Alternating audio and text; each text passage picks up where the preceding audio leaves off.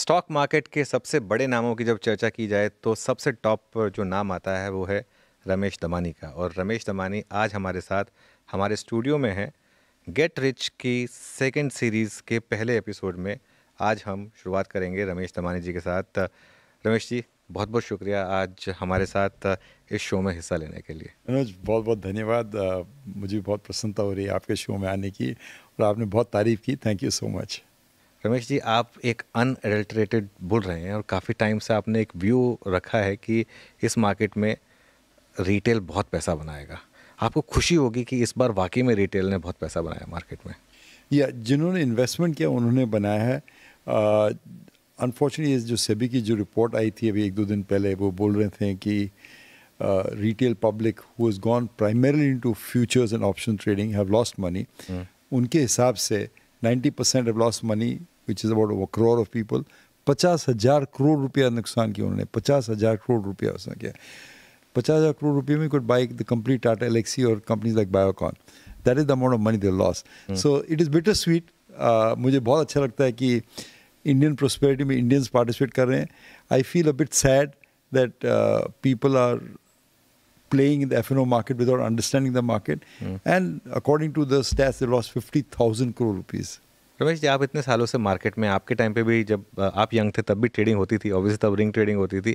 Trading में ऐसा क्या एक चस्का जब आपको दिख रहा है कि इन्वेस्टिंग में इतना पैसा बन रहा है और ट्रेडिंग में पैसा लूज हो रहा है, फिर भी क्यों लोग फिर लॉन्ग टर्म इन्वेस्टिंग नहीं करते हैं?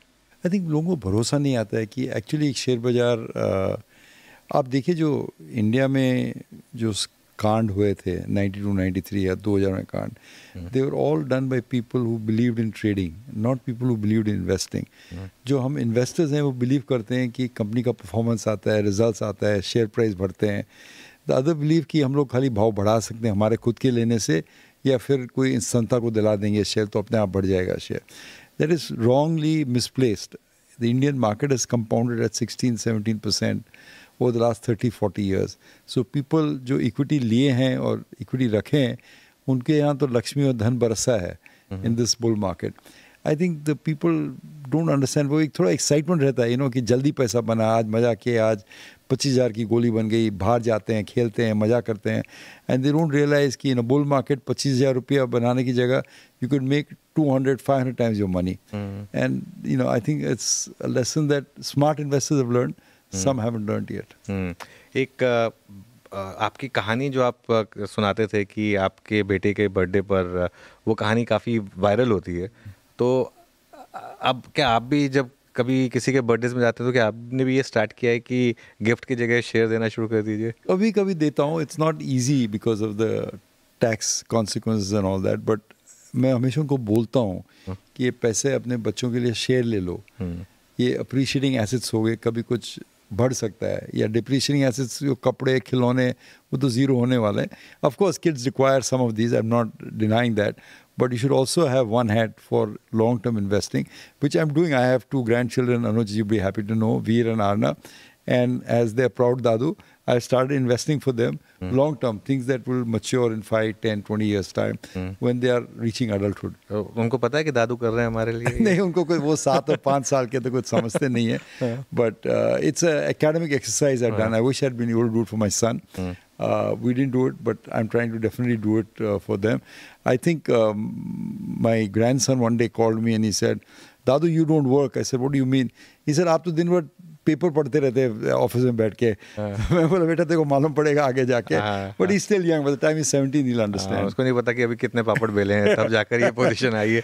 आपके बेटे के पास वो शेयर्स अभी तक पड़े हैं? बाय द वे, वो जो गिफ्ट वाली स्टोरी थी जो HDFC बैंक, वो शेयर्स आपको बता दूं HDFC बैंक थे, एंड उस टाइम जब मिले थे 25,000 की वैल्यू थी उसकी, और अभी तो कई करोड़ की वैल्यू हो गई उसकी, और अभी तक पड़े हैं उसके पास. So just imagine 200 other guests who came, gave him toys, clothes, which all became, we've forgotten what he's gotten.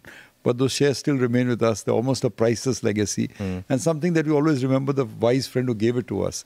So, to repeat through your podcast, Anuj, always when you're young, invest in appreciating assets. जो chance है बढ़ने का, as opposed to depreciating assets. Because appreciate करके कुछ बन सकता है life में. इक्विटी की क्या यहाँ से भी अप्रिशिएटिंग एसेट क्लास है? अब हम इस समय बुल मार्केट की कौन से स्टेज में, क्योंकि बहुत बड़ी बुल मार्केट हमने पिछले 4 सालों में, शायद कोविड के बाद से इस इस रन की शुरुआत हुई, लेकिन उससे पहले भी हमने एक अच्छा खासा बुल रन देखा था।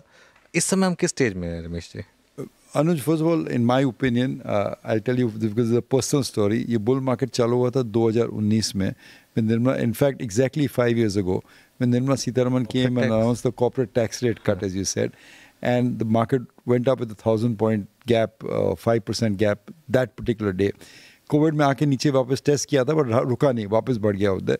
सो broadly we doubled 5-6 doubled a bit more than that in the last 5 years on the Nifty or the Sensex, however you will out there. So the question is, can you still make money? I think market is, bull markets have length. Bull market कोई permanently चलता नहीं है, कहीं ना कहीं जाके रुक ही जाता है. कोई भी bull market कहीं ना कहीं जाके रुकता है. कभी कभी 20-30 साल वापस भाव नहीं आते हैं. For example, Japan had a bull market, फिर 30 साल भाव नहीं आए. Thailand, I've just seen the market charts of Thailand.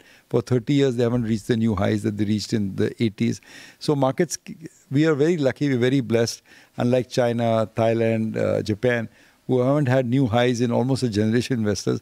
Indians have constantly seen new highs in the market out there. So very blessed. Having said that, it just seems to me that the market is now transitioning from mid caps to large caps.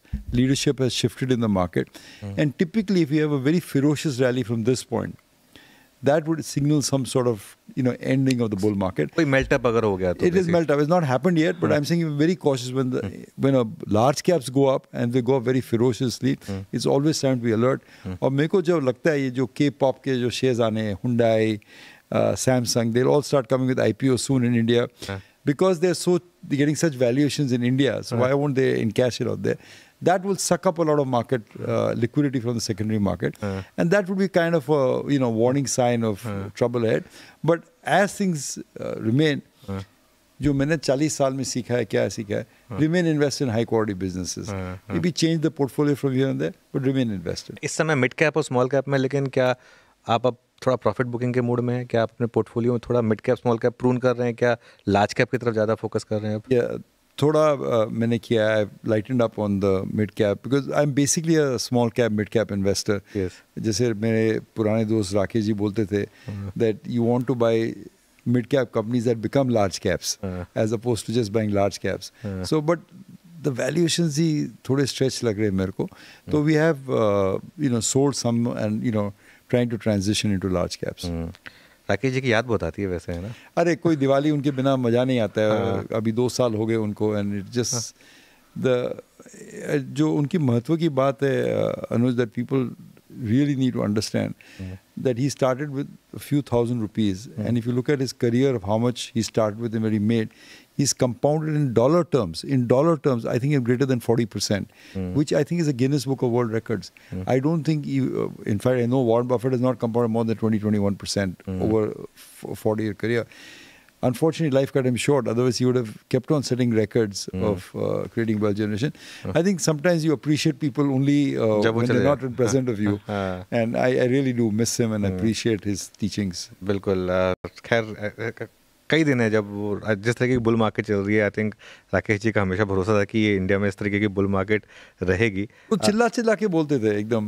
बिल्कुल, मुझे याद है. Retail investors आएगा, India will become more important. मुझे डांट दिया था एक बार उन्होंने, मुझे याद है. हाँ, डांटते थे वो, सबको भी डांटते थे. And it was just he was right. I mean एक अच्छा किस्सा सुनाओ तो एक कोई आदमी कभी थक जाते हैं उनके प्रेडिक्शंस करते करते, तो बोलते हैं ज़्यादा बोलता है. Example. And then I was given the example of Muhammad Ali, the great boxer. Some critic wrote about him that if he delivers, he ain't bragging.